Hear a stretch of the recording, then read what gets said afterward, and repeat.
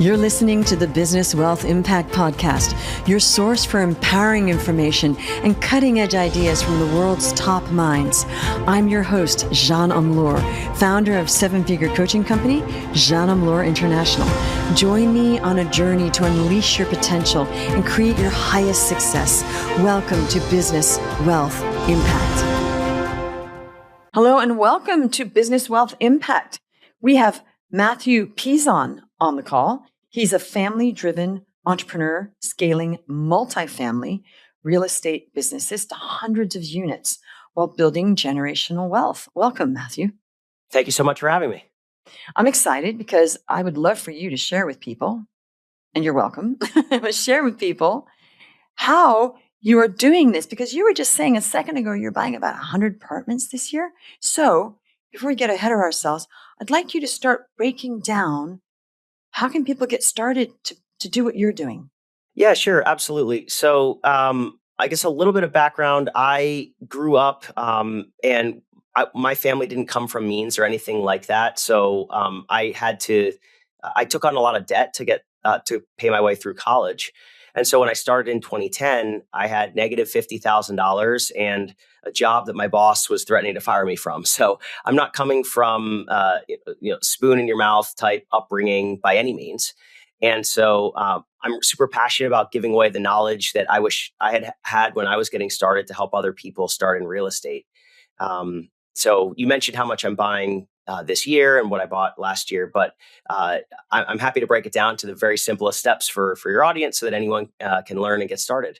I'm glad you said that because, most people are in that situation. They finish college and they have more than $50K debt. Okay. So you were an average American graduate, not average average American graduate that you finished, you had debt, you were in a job you hated and it was like very unstable. So what was the first thing you did that got you started that people can say, well, I'm so glad you have so much, Mathew, but how did you get started? Yeah. So the main thing that I realized was that the most valuable real estate in the world was between my ears. And so for me and for all the listeners, the most valuable real estate is how you think. So a lot of people when they say they want to get started in real estate, a lot of times they're looking out there, that piece of property, that apartment building. And what they really need to be thinking about is, how do I think as an investor? Am I an enterprising person? What's my work ethic? How badly do I really want this? Really? And do I believe that I can do it? So before when I coach people for free as a part of the Real Estate Lab program in Allentown, Pennsylvania, I talk about, before we even get into the out there real estate, we talk about the in here real estate, which is how do we think? And do we think like an investor or do we think like a consumer? Do we think like a business owner or do we think like an employee? And from there, we train people about how to think like an investor, like a business owner first, how to budget, how to plan their resources, how to think about credit so that they can qualify for loans. So really, step one is getting the mindset correct for the real estate investor. That is step one, because without the proper mindset, if someone buys a property, they'll get in over their skis. Right. Okay. Very important to I think a lot of people go into stuff without getting clear and centered about, okay, I'm going to do this and I can do it. And there's a lot of fear, but some people, you can do things in fear. That's fine, right? I did a lot dragging my fears behind me. So we're never going to be not fearful about something new. So that's the first thing. So we have to assume some risk, right? And have somewhat of a risk attitude, correct? Absolutely. And that's one of the next things that we teach is about risk. So we talk about being prepared and understanding the mentality of the investor. And then from there, we talk about risk, but it's about mitigating the risk and reducing the risk. And the best way to reduce the risk is through education. So step one is the mentality of the investor and how you think. And then step two is education. It's impossible to get into a new business without learning everything you can first. If you want to succeed, if you just jump right in, well, good luck. But it's a complicated business. There's a lot of moving things. You're providing an essential roof over someone's head. So it's important to get educated. Things can go sideways. There could be repair issues, other problems with real estate. And so the best way to mitigate that risk is to get educated, get involved with a group of people that are buying real estate. There's online forums, there's websites, there's education everywhere, YouTube, tons of education, but get educated. That's the best way to mitigate risk.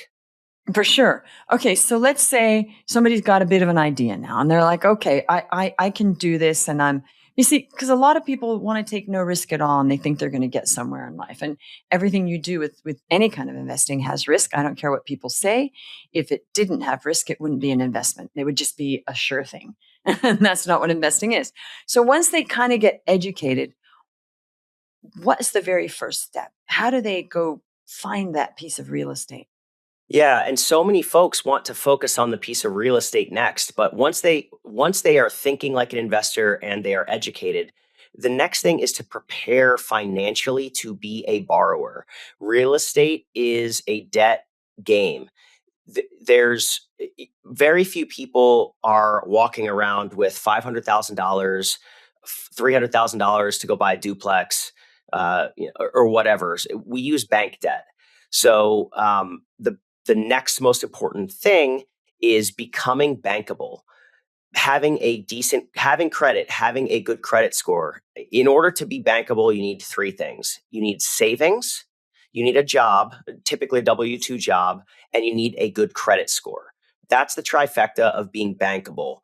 And so it's essential that, and you can do, it doesn't have to be one then the next. It doesn't have to be sequential. You can do all three of these things at the same time while working a full-time job. That's what I did for 12 years before I became a full-time investor. So you can work on your bankability. I mentioned the three things while you're getting educated and while you're working on your mentality. So it's not one then the next. You can do all of them at the same time. I spent about a year before I bought my first property learning, thinking, building relationships with people who could help me with that first investment property. So it's essential that you do all three at once, frankly, before you dive in. But that next step is bankability. That's the third step. Interesting, because you're not telling people, hey, give up your job and become a real estate investor. You're saying, do not do that. Do not do that. Good. I'm glad. So you're saying while you're working and you're saving, and by the way, the savings, you're going to have some savings because you're going to have to put some money down, right? Yes. The first property that I bought was a 4-unit where I put 3.5% down. It was an FHA, and I lived in one unit and I rented out the other 3. And so that's what I did. And I was working full time as a chemical engineer, and I was ducking in conference rooms to take calls from sellers, and I was sending emails. I was figuring it out, right? But I do not recommend that anyone, especially on your first deal. Now, if you've done 20, 30, 40, 50 deals and you have great success, now you have proof of concept. But don't just get an idea and quit what you're doing because you want to do something else. That's a bad move, in my opinion. Right. Okay. Very good advice there. So you're educating yourself while you're working, fitting it in. And that's interesting that your very first purchase was 4. Most people don't do that. They start off smaller, but you had it all worked out, and you thought, I'll live in one, and it all worked out. Right? Now, once you did that, how long was it before you bought your next piece of property? It was about 4 months. So because I put 3.5% down and I borrowed some for my 401k, I had worked for about 4 years before I bought my first property. So I had, I don't know, maybe $40,000 or $50,000 in a 401k at the time. So I borrowed from it. And then I still had some extra liquidity after 4 years of working.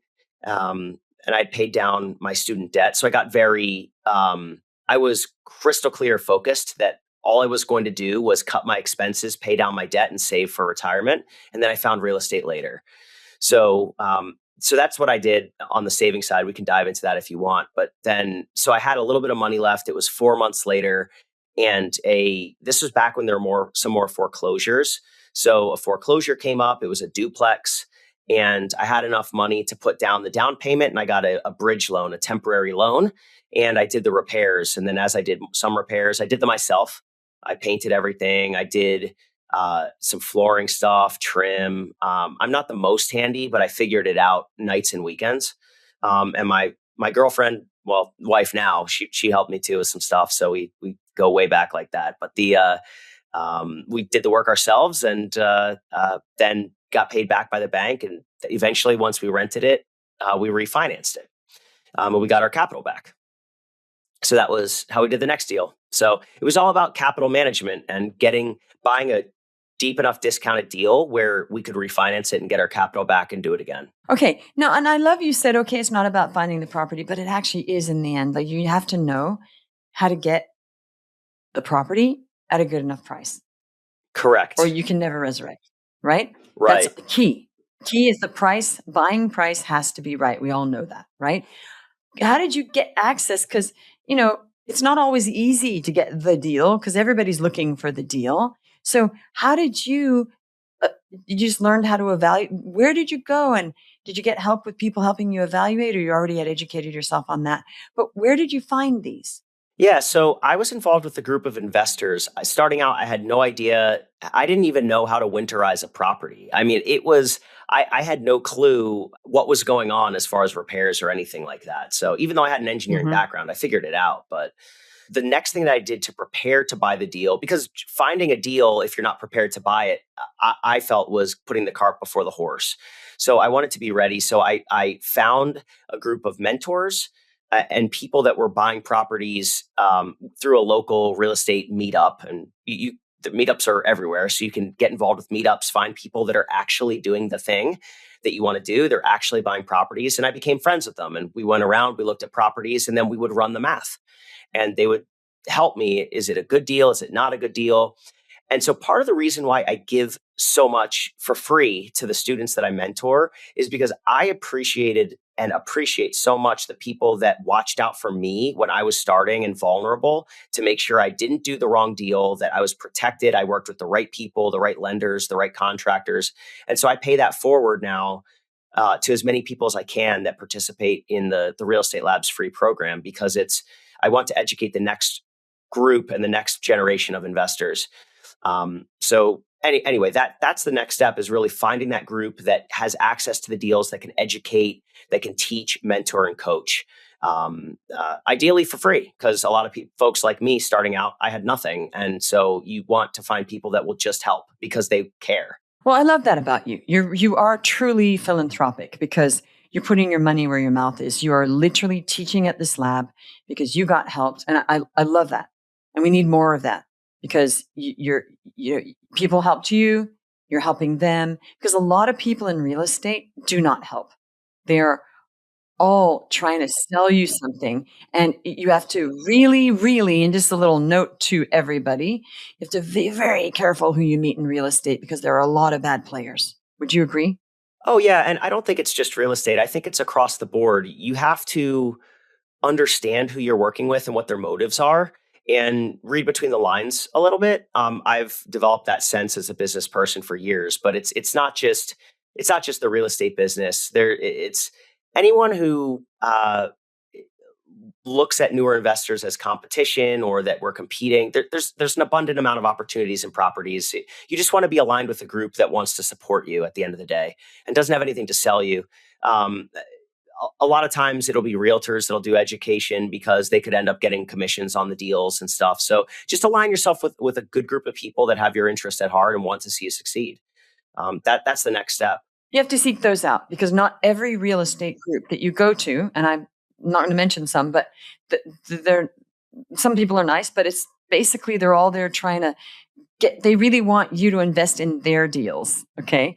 And I remember I'd been through a few, and I thought I wouldn't give that guy my money. There's a lot of hubris and a lot of exaggeration and maybe even lying. Okay. So, especially about numbers and what's going to happen. Also, there's a lot of people trying to sell you bad deals. And then when you get the deal, and you're like, well, the numbers don't work. And then they continue. I say, but the numbers don't work. So why would I buy it? and then they keep trying to sell it. Now, I have a question about that because it's always intrigued me. Why on earth do people present deals where clearly the numbers don't work? Why would anybody buy those? Are you trying to find somebody that doesn't understand numbers? Probably.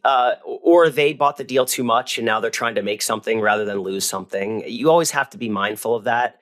Um, what I tell the students that I coach is after you're prepared yourself and you're bankable and you have the income, you have the savings, a lot of people then want to jump right to the property and does the deal make sense? But they also forget about who is your team. So people forget who your property manager is, who your lender is, who your contractors are, who your insurance agent is, stuff like that. And then they also, a lot of times people want to buy where they live, which I understand because that's what I do.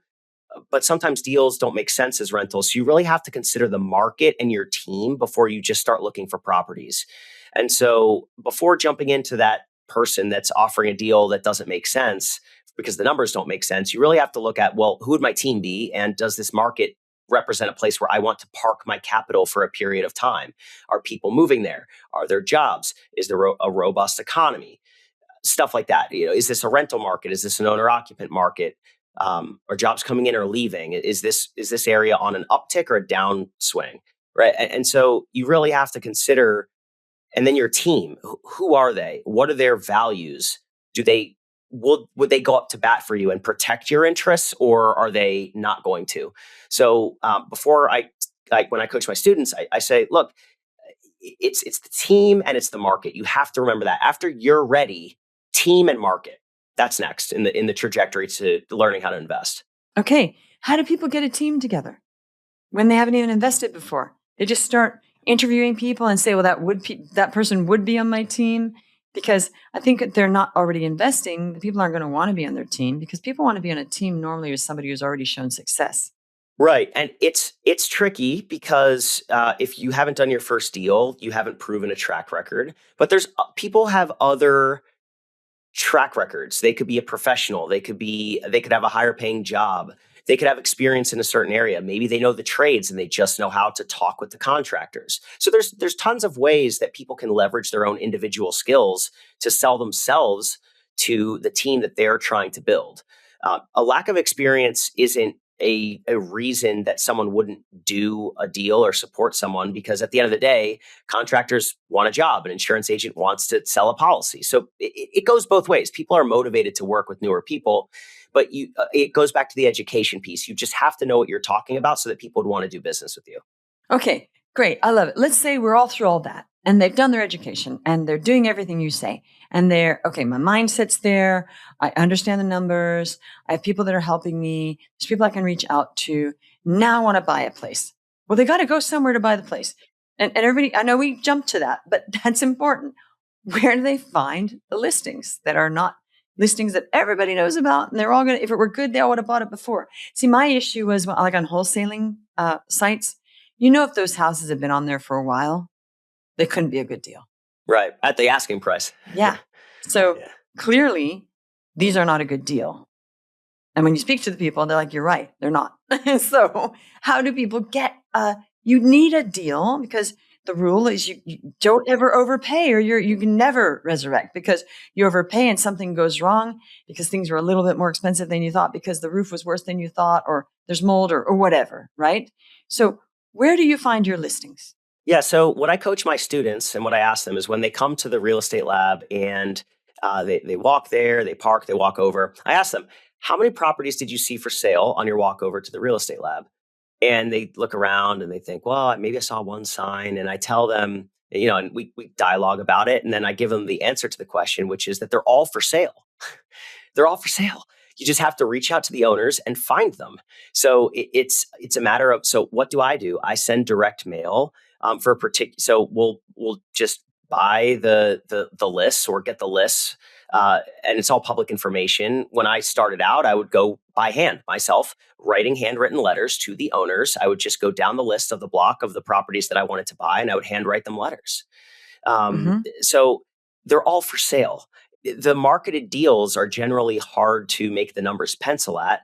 And so you just reach out to people before they're available, publicly listed for sale on the MLS with a realtor. That's what I recommend, and that's what I do all the time. I almost never buy a property through a realtor, ever. Okay. So you're saying, and by the way, do you have your real estate license yourself? No. But if you got your real estate license, you get pre-listings. You can, but they're pre-listed at a high price because they're trying to generate interest I get it. without. Okay.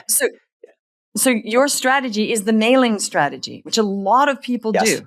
Okay. Yes. Now, I won't completely agree with you on what you said, because if somebody's living in a family house and they've been living there for years, and then the family's still there, it's not for sale. It might never be for sale. Okay. And a lot of the houses, people aren't ever in the market unless maybe somebody dies, right? Or yes, some are going to be foreclosed on, but if you go down a block, most of those people are like, no, I'm not going to sell my house. But you are just playing the numbers game, right? Right. So we know and pull from the county records all of the probate cases that are opened where a property is involved. So it's not that we're just knocking on everyone's door. We're looking at who's being foreclosed on. We're looking at who didn't pay their taxes. We're looking at who passed away and has a property. We're looking who has an IRS lien, who has a property. We're looking at who has a PA Department of Revenue lien, who has a property. So we're investigating all that. I have a team of people that are looking into all that, and I used to do it myself. Back in the beginning. So you go find, and you can also pretty easily find out whose mailing address is not the property's mailing address. And then you can send a letter. That means they're a landlord. They're non-owner occupant.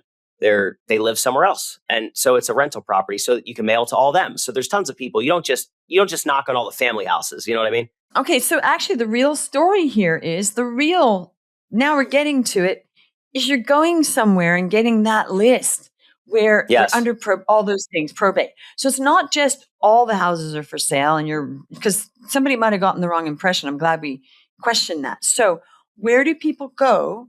They don't know, and they might not do it right now, but there are some people listening that are already in real estate and maybe don't do this. Where do they go to find that list? The sheriff's county office? Yeah, you can go to the county. You can go to the prothonotary office at the county records. That's the first point of filing for any type of litigation related to a non-payment of mortgage. So you go to the prothonotari's office. Any tax liens, city violations start there, mortgage non-payments. It all starts at the prothonotari's office. So you just go to your local county the prothonotary, and you just go to your local county and look it up and then mail them a letter. That's it. Okay, so that's your strategy. I love it. So now we know, guys, you all know the secret now of how Mathew does this. He's not doing listings. He's not going through realtors. He's not on the MLS. He's going to the prothonotary part of the sheriff's office. Okay. He's figuring out who's in trouble, right? And then you're mailing letters directly to the owners, correct? That's right. It's only the people that have a need. They would need to sell. They're behind on their mortgage. The family needs to dispose of a house that the grandmother passed away and it's full of junk, and they don't want to deal with it, so they call us. Right? That's the thing. Yeah, that's the strategy. I get it. No, I've heard it before. I was wondering what your strategy was. Now I know you're doing that particular strategy. Okay, and then there's all sorts of laws that you can't rip off old people by paying them $100. You remember that whole scam that used to happen where people would pay way under? Now, what is the law now? They have to pay an equitable price. What is that law? Now, it depends who's doing the buying. And each state has different laws. And I'm not a real estate attorney, just as a disclaimer. But because you're buying, that you can't way undercharge, because that's actually taking advantage, like old people, right? Well, so it needs to be defensible, but the amount of work that properties need can be extreme. So of course you have to factor in the work. You can't take a loss. So, but it needs to, at the end of the day though, folks that are legally competent and able to sign, they can agree to things. We've actually walked away from deals where we just didn't feel like the seller was competent, and we felt that it was a fishy situation, because we didn't feel that they knew what they were signing up for. So it really just depends. And in Pennsylvania, you can't take that contract and sell it to someone else. You would actually have to buy it. So there's laws against wholesaling in different states. So there's a lot of protections in place for the consumer. Right, right. Okay, so and then you're just doing enough. You're just basically, you have a team. You were doing it yourself, but you have a team now that's going there, looking this up. And what does the letters say, more or less? It says, "Hi, my name is Mathew Pezon. I'd like to buy your house at 123 Main Street. We can close fast. Please give me a call." And then my number. That's it. That's simple. Yep, that's simple. Right. Wow. Now, what's the percentage of how many you send? What's the percentage of people actually just answering, not buying? Under slightly, about 8/10%, 9/10% is our response rate right now. Across some campaigns are better response rate than others. It's good because so people have good, proper expectations. A lot of people say, "Take me off the list," and this and that. So yeah, but you're spending minimum, if it's $1 a mail piece, because you have to print it, you have the envelope costs and stuff. It might be on the cheap. It might be $150 a lead. If your response rate's 0.6%, something like that. Amazing. Okay. Now you're on a mission. Thank you for that. So that's the secret, guys. Mindset, educate yourself, get stable, job, credit, good credit score. What was the other thing? Savings. Yep. Savings. Right? Yep. Then don't go through the MLS. Go do what he just said to do. Have low expectations. It's not going to be, everybody. It's not even so you send 100 and maybe one person's going to say yes, respond even, right? Right. And they might say no. They could just say, "I'm not interested." Right. And but it's a response. So you're only getting a response. So just for insight, you got to send how many does somebody need to send till you actually might buy a place? Is it thousands? It's probably, now it depends on the person's ability to sell and provide value and everything like that. But I'd assume 2,000 to 3,000 letters. It might take. It could be 5,000 letters. So it's a financial commitment up front to get the deal. But the thing is that once you buy the property, if you buy it below market value, such that because it needs work or there's a situation, I always coach my students. There's either a property problem or a person problem. You have to solve one of those. Pick the problem and solve it. And so, but then you're able to factor in all those costs that it took to find that person, and you basically build it into your offer. You lower your offer by that amount. So you're not really paying for it. You are upfront, but you have to bake it into the deal. Otherwise, it doesn't make sense as a business. Yes, but it's very important to keep going so that you don't just stop midway, right? Because if you don't keep going, then you're going to take a loss because you just gave up. So you have to be really clear you want to do this and go follow through. Yes, right? Now, Matthew, is that how you found your first fourplex? So actually, it was on the market. I paid full price for it. And the reason why was because of the FHA program. I could put down 3.5%. So at the time, I think I bought it for $265,000, if I remember correctly. So I had to come up with, I think, $9,000 or something to buy it. Because of the FHA program. Right. Now, this was 12 years ago, so $9,000 might be 20 today, but with inflation and everything, but it was still a low number relative to the price. So I recommend FHA properties to everyone. They could live in one unit and rent the other 3. Right. So that could be a strategy for the first one, like you did, to get their feet wet, and then they could do the mailing system. Correct? Yes, that's right. Yes, because then you learn how to operate real estate. You need to buy your own housing or live somewhere anyway. So resolve your own needs first. And then with only 3.5% down, you can even finance the closing costs. At that point, now you have 4 units, and then you could start trying to buy off market. That's what I recommend all my students do. Awesome. I love it. Okay. Well, Matthew, thank you for getting into the nitty gritty with us. I appreciate that. And so tell me, before we close off, what is a philosophy or a mindset that's gotten you? I mean, you're hugely successful. You're going to buy 100 apartments alone this year. What's a mindset or philosophy that helped you to win? A relentless hunger to achieve what I wanted. It's an insatiable hunger to achieve my goals, and a relentless commitment to do whatever it takes to overcome the obstacles to get there. Okay, there you have it. Don't give up. Well, thank you so much for turning up, Matthew.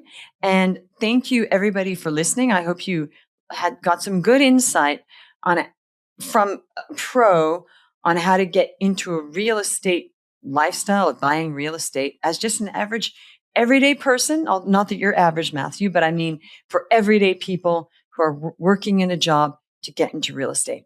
Awesome. I hope you enjoyed this, and I see you on the next show. You're listening to the Business Wealth Impact Podcast, your source for empowering information and cutting-edge ideas from the world's top minds. I'm your host, Jean Amlour, founder of seven-figure coaching company, Jean Amlour International. Join me on a journey to unleash your potential and create your highest success. Welcome to Business Wealth Impact.